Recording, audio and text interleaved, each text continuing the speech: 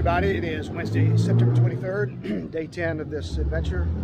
I'm in a small town outside Pittsburgh. I'd like to share with you what day 10 had in store today.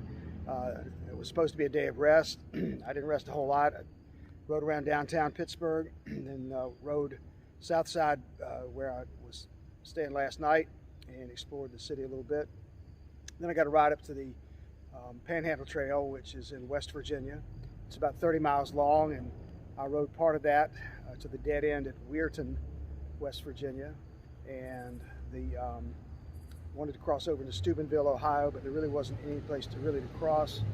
US 22 is the road across right there, and it's like an interstate highway, limited access. Some locals told me to don't try it. There must have been other places to pass, but I didn't seek them out. It was getting late, so that's that. On the day I did do 22.5 miles. It brings my total to 385 and change for the 10 days. Certainly a lot less mileage than I thought I was going to do, but it's still okay for me at this age. At the conclusion of this, I'm not going to speak at the end of this, but I'm going to share some video today, and then also some things that Debbie and I shot just before I left back in at the Lollipop's headquarters back in Rockville. So that's it, day 10 in the books. Tomorrow, decision time as to where we go next. All right, thanks for everybody contributing to Lollipops and being supportive of this endeavor. Thank you to my kids, Russell, Libby, and Michelle. Thank you for all what you've done for me. My grandkids, love you guys. Lucas, Max, Caroline, Jackson, and one to come probably in January, I believe. So anyway, at this point in time, I'd like to thank everyone again and making this possible. I'll speak to you tomorrow.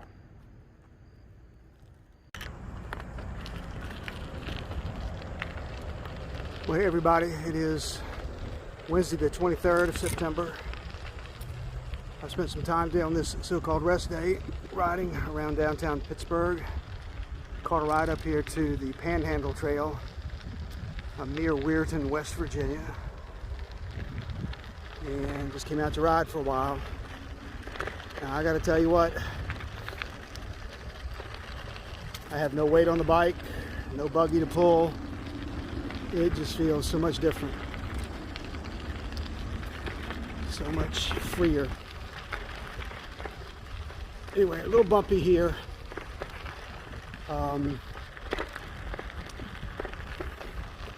Just like most of these rail trails, crushed gravel.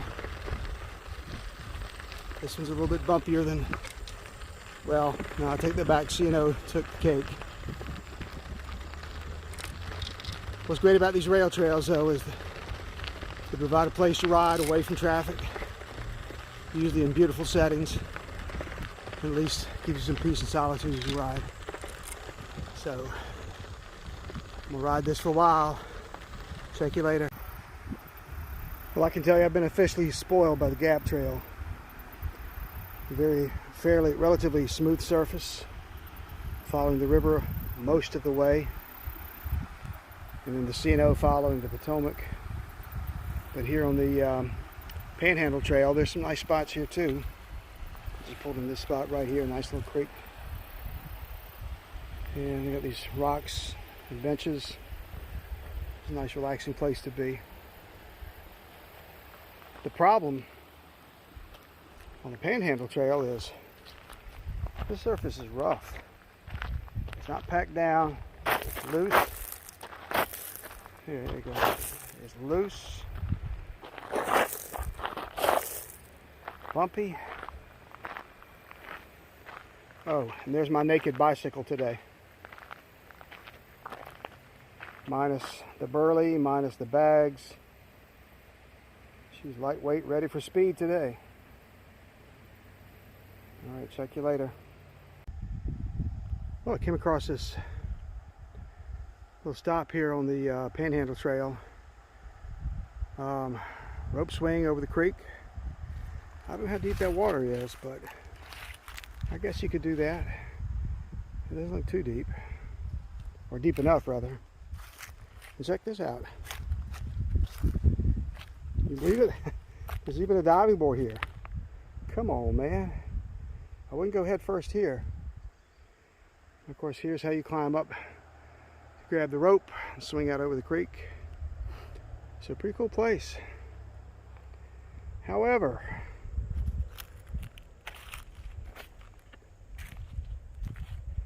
I guess this is why we can't have nice things. Now, what kind of effort would it have taken to pick those things up and take them with you? Really? Really? This would be a great place to camp, but I don't know about the neighbors. Could be rowdy at night. There's a little foot trail going down by the creek. Anyway, beautiful spot. Panhandle Trail, west of Baja God, Virginia. Hi, my name's Debbie Celine, and I'm the founder of Lollipop Kids Foundation, and I'm also David's niece.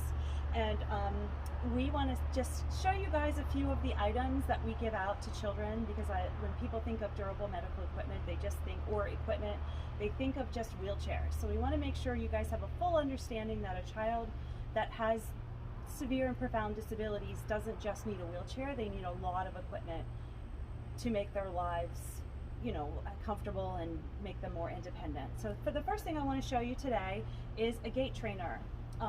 Most kids that are in a wheelchair and they cannot walk, they need a gait trainer to help them with their gait or walking. So these things cost about $3,000 to start, and depending on how many extra pieces they need, it goes up from there. And insurance either covers a gait trainer, or we're going to show you a stander in a minute. Okay, so again, children that have wheelchairs, that are in wheelchairs, they also need an adaptive seat, is what we call it, something for feeding, safe feeding. And a chair like this, this is an older model, and it starts at about $3,000, because you can see it has all the support pieces that a child needs to make sure that they are sitting symmetrically and in a comfortable and safe for feeding.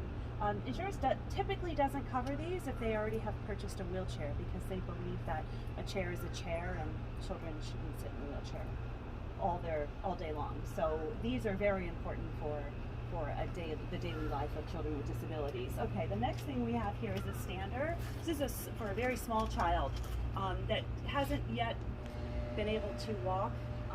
So what happens is, if kids can't walk, they need a stander like this, and basically what they do is they just stand, and this one actually has a little area for them to play to distract them while they're standing. And standing is very important for children with disabilities, especially the ones that don't walk, because it works with bone density, it helps with pretty much everything in your body, from breathing, from GI, from, as I said, bone density. So these are very important, and insurance will cover either a stander or the first thing I showed you, a gait trainer. They do different things. Insurance does not cover both. So what we do at Lollipop Kids, if a child needs both, we typically provide one of the other for the child. The last thing, again, is another feeder seat for a very small baby that doesn't have any head or trunk control. And again, we need these for children for posture and for safe feeding. Hi, I'm at the Lollipop's headquarters, the warehouse in Gaithersburg, Maryland. Here showing you some of the equipment that we have. We take gently used equipment from children, and we also take ones that have outlived their usefulness, and we take those parts and we make customized wheelchairs for kids that otherwise would not be able to have them because their insurance won't cover it. We even go to the extent of taking the scrap metal from these old wheelchairs, the ones that cannot be used, and take them to the scrap metal yard, where we actually get cash to buy other parts for other wheelchairs to make for children. That's just another aspect of what Lollipop Kids does for kids in this region.